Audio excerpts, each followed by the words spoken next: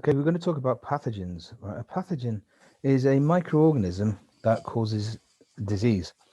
Of course, an awful lot of microorganisms don't cause any disease at all. So your gut, your intestines are full of bacteria which are harmless, and in fact, some of them are beneficial to you.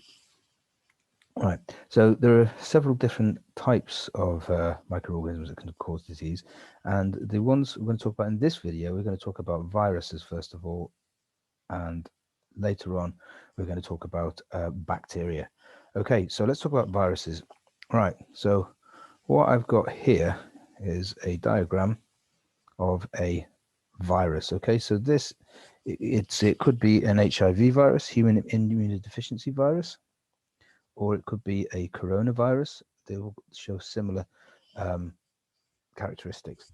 So what this black here, this is a plasma membrane, and the plasma membrane has actually been stolen from the host cell. We'll talk about that in a minute.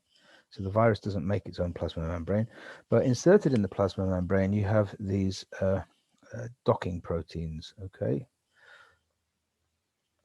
and they need these to attach to this to the host cell and to get into the host cell. So in the case of the coronavirus, this docking protein is the sort of infamous spike protein, which you may have heard about. In HIV, it's a different one which recognizes things on the surface of immune cells. So here we've got a virus, and it is just docked onto the surface of a human cell or an animal cell which it is going to infect. Let's say it's a human cell. Okay, could be an HIV virus on the surface of a lymphocyte, a white blood cell, or it could be a coronavirus on the epithelial cells, the cells that line your lungs. Right. So in closer detail here, oh, first of all, I should talk about the what's inside here. So inside the virus, yeah, we've got that blue thing there. That's an RNA molecule. Some viruses have a DNA molecule in there, some have an RNA, but that is the genetic material, the genetic code for the virus. And usually surrounding that, you have these units of a green protein. I've drawn in green there. It's a protein. It's called a capsid protein, and it just encircles the RNA, and then importantly have those red docking proteins on the outside. So here the virus has managed to stick onto a cell, and the way it does that is because if you look at this blue molecule, so this is the host cell here. If you look at this blue thing, this is a protein on the surface of the host cell, and that is why viruses usually only infect one species or a couple of species. So for example, the HIV virus only affects human beings and chimpanzees. It can't like affect cats and dogs and things because they don't have the right protein on the surface. It's too different for this red docking protein to recognize and attach to. So once the virus has stuck onto the surface of the host cell, then it can get in. Okay, now when it's in the cell, so there it is, it's just got in now inside the cell. And what it will do, it will shut down the normal cell processes going on there. So it will shut down the nucleus, all the genes of the cell that should be being used, and the virus hijacks the cell to make lots and lots of copies of its own proteins and RNA. So it will make loads and loads of its RNA molecules there. It will make the cell make loads and loads of the docking protein, which you're just drawing in that red docking protein, the capsid protein, which you're drawing in green. It will just turn over the cell into like a little virus component factory. Okay, now those viral components are all assembled together to here. So those little red dots are the new viruses. The cell is packed with those new viruses, and by that point the cell, all its normal processes have shut down, so it dies, and the membrane of the cell is kind of used by the virus. It goes there to make its own bit of cell membrane. And then the cell dies and bursts open, and you end up with millions or thousands of different new viruses, and they can go on and infect new cells. Okay, so in the case of HIV, what that does is HIV that infects white blood cells. And it says in the specification you need to know about HIV. So it affects white blood cells, and it will stop. So they're involved in immunity, and so your immune system, after several years of being infected with HIV, is so depleted of white blood cells that it doesn't work anymore, and you're susceptible to opportunistic infections that normally healthy people wouldn't have a problem with, and it ends up that's what kills the person, these infections.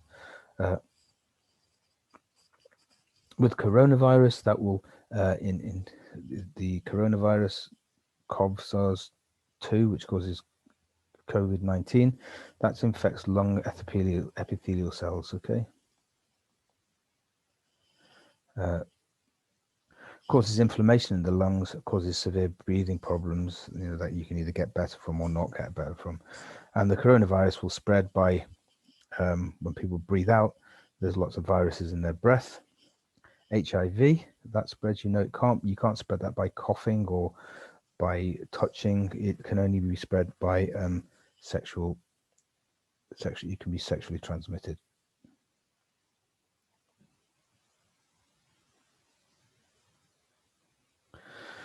Okay, so let's now look at some that's viral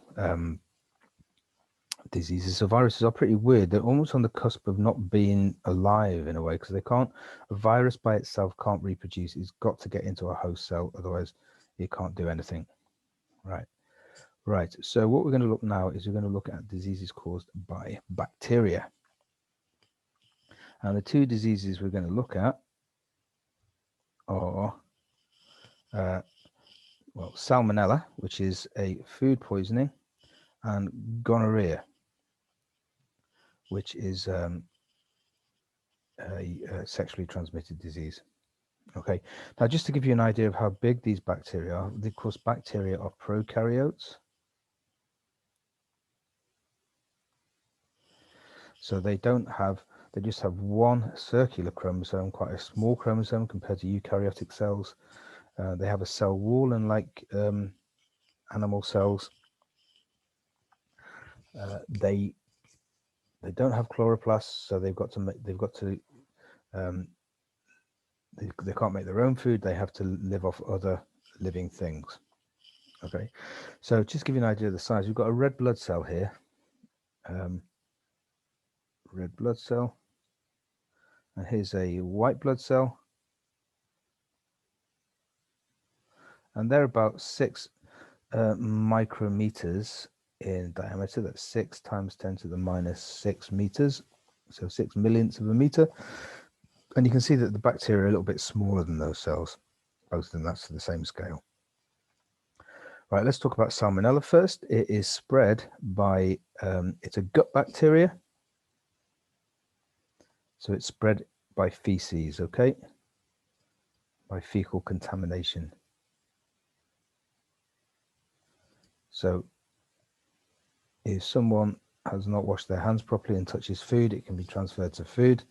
And then the next person will eat that food and it will get into them and infect them.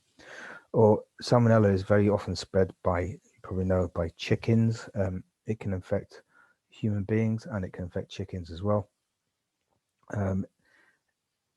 If chickens are infected with Salmonella, their feces will contain Salmonella bacterium that will cover the surface of the birds, and when the meat is processed, there's still some Salmonella on the surface of it, and then if you eat it, you can be infected with it. The acid in the stomach kills a lot of Salmonella, so it's thought that you need quite a big dose of it to actually cause an active case of food poisoning. Right, Salmonella bacteria can actually it can get inside cells. Okay, so it gets inside the cells lining the gut. and then it can just use their nutrients to grow and divide. In doing that, that will cause inflammation, and it will stop the gut lining from working properly, and that means you won't be able to absorb water, and you'll get very severe diarrhea. And that is usually not enough to kill somebody, but it is sometimes, particularly if it's very old people or very young people. Right. Gonorrhea. This infects mostly the cells lining the genitalia.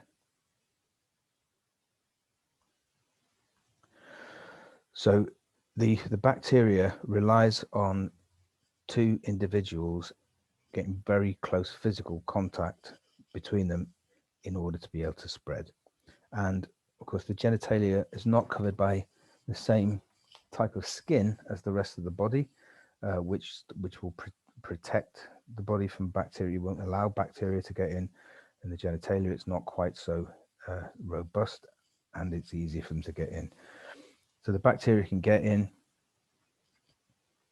It mostly affects people with gonorrhea. It mostly affects just the genitalia, the cells in the genitalia, and it causes inflammation and pain. And one of the symptoms of it is a discharge from the penis or the vagina, and it can be very painful, but also it can be completely asymptomatic, and people go and spread it to other people, not realizing they're infected. Right. The bacteria gets inside the cells, the human cells,